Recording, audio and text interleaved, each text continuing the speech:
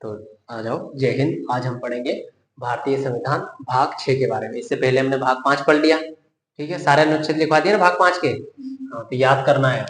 अब हम पढ़ेंगे भारतीय संविधान का भाग 6। भाग 6 में किसके बारे में बताया गया है कि भाग 6 में राज्य के बारे में बताया गया कि राज्य की व्यवस्था कैसी होगी, मुख्यमंत्री की नियुक्ति कैसी होगी, राज्यपाल कैसे होगा, और विधानसभा में अन्य जो कार्यपालिका, राज्य की न्यायपालिका, कार्यपालिका, उसके बारे में बताया गया।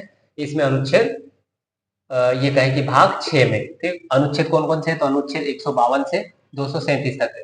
152 से 237 तक इसमें राज्य व्यवस्था के बारे में बताया गया है कि राज्य की व्यवस्था कैसी होगी, इस बारे में बताया गया अनुच्छेद 152 से 237 तक। ठीक है, तो हम ये अनुच्छेद देख लेते हैं, मैंने लिख रखे हैं यहाँ पे। अनुच्छेद 152 में क्या है? अनुच्छेद 152 में परिभाषा, किसकी परिभाषा है? राज्य की परिभाषा है इसमें, या राज्य की व्यवस्था की परिभाषा है इसमें। ठीक है, राज्य की परिभाषा दी गई है।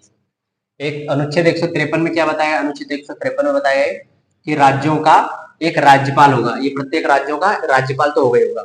और ऐसे में 7वां संविधान संशोधन 1956 में भी बताया गया है कि एक ही व्यक्ति को 2 या 2 से अधिक राज्यों का राज्यपाल नियुक्त किया जा सकता है। किसको? एक व्यक्ति को 2 या 2 से अधिक राज्यों का राज्यपाल भी नियुक्त किया जा सकता है।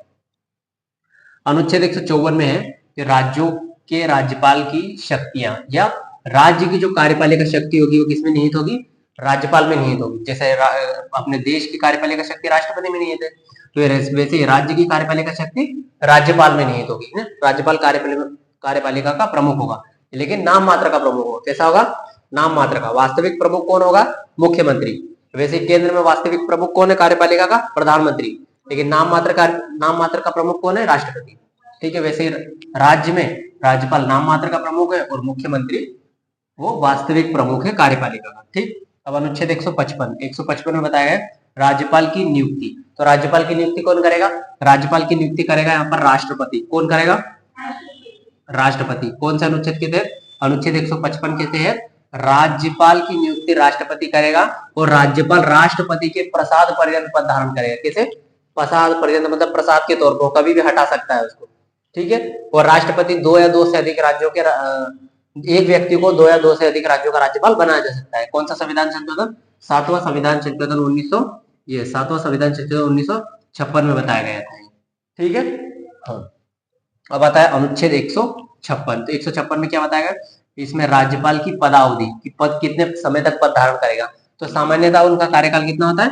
5 वर्ष का होता है। 5 वर्ष तक पद धारण करते हैं वो। 5 वर्ष के बाद राष्ट्रपति जी किसी दूसरे व्यक्ति को बनाते हैं, लेकिन पद से तब तक नहीं हटेंगे जब तक उनका पुत्राधिकारी पद धारण नहीं कर लेता, तब तक। ठीक है, नेक्स्ट अनुच्छेद है अनुच्छेद 157। तो 157 क्या बताया गया? राज्यपाल की नियुक्ति होने के लिए अर्हताएं। अर्हता बोले तो योग्यता। तो राज्यपाल के लिए योग्यता क्या है?